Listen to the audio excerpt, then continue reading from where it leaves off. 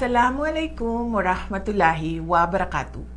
Madayaw mayong adlaw kaninyong tanan. Magandang araw sa inyo lahat.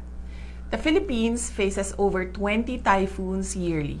Last year's storms were stronger, and this year may be more unpredictable due to the increasing impacts of climate change. Under former President Rodrigo Duterte's administration, the Philippine government shifted its approach from mere disaster awareness to actively building disaster resilience. Prioridad natin ang masigurong ang mga komunidad ay handa at kayang tumugon sa mga kalamidad upang maiwasan ang pagkawala ng buhay at malawakang pinsala sa mga ari-arian. Ang ating kahandaan laban sa mga kalamidad ay ang pundasyon ng ating lakas bilang isang bansa.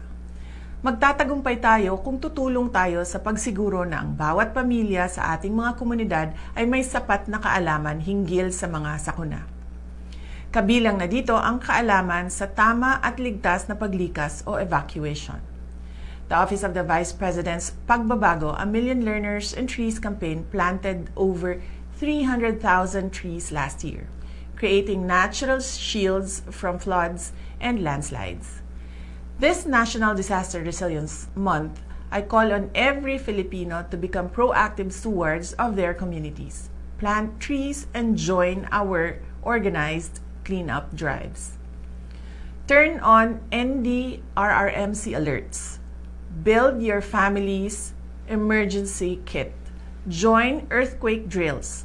Know your nearest evacuation center. Share awareness posts. Your stories could save lives and inspire others to prepare.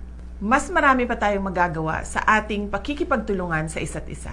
Sa ating pagkilos, sa ating paghahanda, nariyan ang pangako ng isang ligtas at matatag na kinabukasan na maipamamana natin sa ating mga anak.